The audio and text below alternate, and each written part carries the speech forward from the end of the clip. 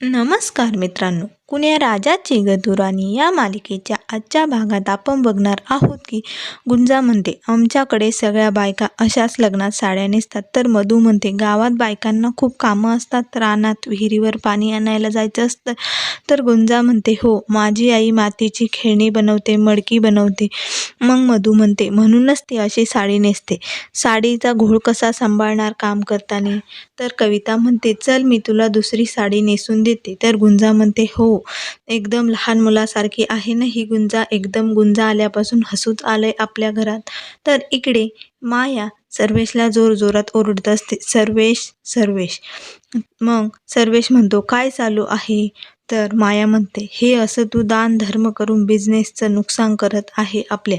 तर सर्वेश म्हणतो, अगं, गरीब लोक आहे ती कारागीर, त्यांची कला विकत घेतो आपण, त्यात कसलाय दानधर्म, तू नको टेन्शन घेऊ. तर इकडे मधुश्री सर्वजण पूजेच्या तयारीला लागलेले असतात आणि गुंजा ही साडी नेसून बाहेर आलेली असते.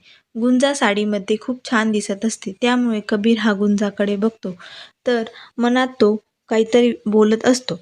मग तो सारखा गुंजाकडे बघतच असतो, कारण गुंजा साडीमध्ये खूप छान दिसत असते, तिला ती साडी खूप शोभून दिसत असते. तो गुंजाही त्याच्याकडेच बघत बसते, ती काहीच बोलत नाही. तर इकडे मृण्मयीनेही सेम टू सेम गुंजासारखीच साडी घातलेली असते आणि ती खूप छान मेकअप करून तयार होऊन खाली येत असते आणि मस्त दिसत असल्यामुळे तिलाही खूप आनंद दिसत असतो, कारण तिला ती साडी तिच्या आतूनी दिलेली असते. मग इकडे कविता मधूकडे गुंजाला घेऊन येते आणि म्हणते, ढंटडान, कशी दिसतेस गुंजा. तर मधू म्हणते, आपण प्रसादाचा शिरा बनवूया.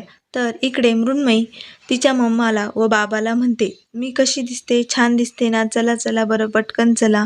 तर तिचा बाबा म्हणतो, वाव, खूपच छान दिसते. तर तिची मम्मा म्हणते, हे काय घातलंय तू, आज पण साडीच नेसलीस आणि ही कोणती साडी नेसली. तर मृण्मयी म्हणते, अगं, ही आतुनी मला गिफ्ट दिली आहे आणि त्यांच्याकडे पण सेम टू सेम अशीच साडी आहे, त्यामुळे मी त्या पूजेला जाण्यासाठी ही साडी घातली आहे. तर तिची मम्मा म्हणते, आतूने दिली ना, म्हणूनच अशी साडी दिसते ती. आपल्या साड्या कशा वेगळ्या असतात, जा एखादा छान ड्रेस घालून ये. तर मृण्मयी म्हणते, अगं, पण मला साडीची सवय आहे ना. त्या मिडल क्लास घरात साडी घालून काम करणं वेगळं. एकदा को तू त्या घरात गेली ना, आमची सून करून तुझ्याकडून सर्व कामे करून घेत. त्यांना काय माणसे लावता येत नाही अशा प्रसंगी. आणि सर्वेश म्हणतो, हो, आज पूजेलाही माणसं लावली असती त्यांनी, तर पूजेला त्यांना बसताच आलं नसतं. आता त्यांचे पैसे वाचतील ना पूजेला बसून. तर माया रागाने निघून जाते आणि म्हणते, मी नाही येणार पूजेला. तर मृण्मयी म्हणते, उगच बोलली तुम्ही, आता काय करायचं. तर तिचा बाबा म्हणतो, तू जा पुढे, मी तुझ्या मम्माला बरोबर घेऊन येतो.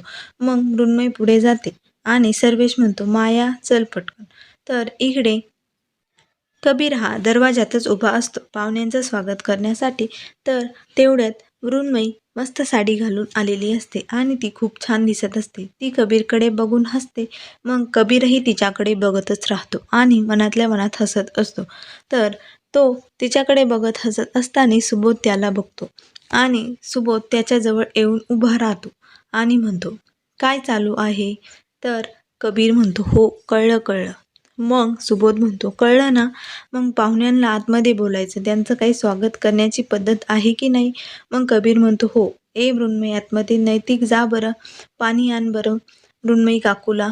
तर लगेच सर्वजण हसतात आणि म्हणतात, काकू पण झाली लगेच, अजून लग्नाला खूप टाईम आहे, एवढी घाई करू नको. तर नैतिक जोरात ओरडतो आणि म्हणतो, गुंजा मावशी, पाणी आण. तर तेवढ्यात मृण्मयीचे बाबा व माया येतात आणि ते दरवाज्यात उभे असतात.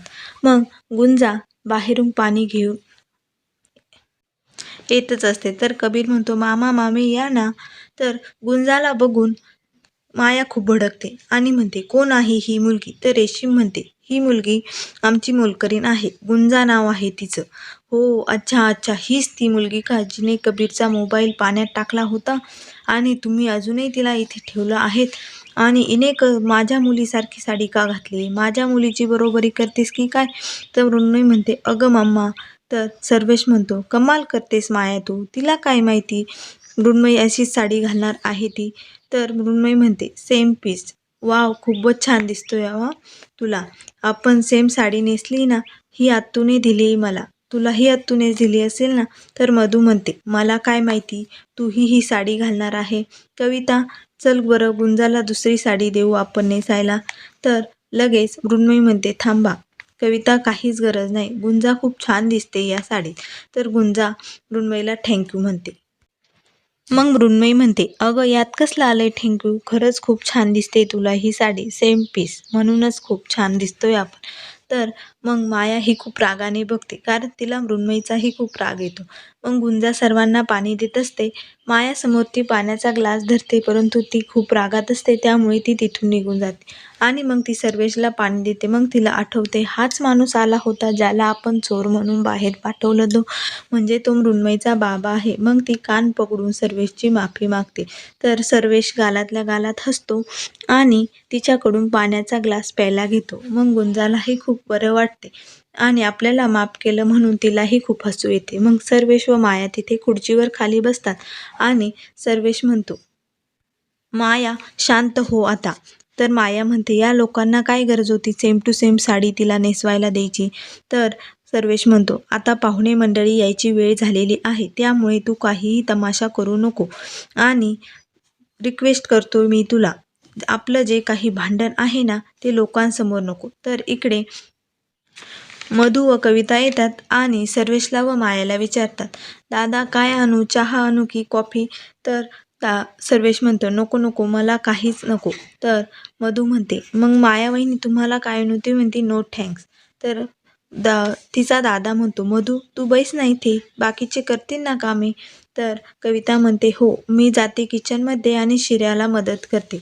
तर लगेच मृण्मयीचे बाबा म्हणतात, मृण्मयी तू पण जा ना मदतीला. तर कबीर येतो आणि नको नको, मृण्मयी कशाला, ती बसेल ना इथेच.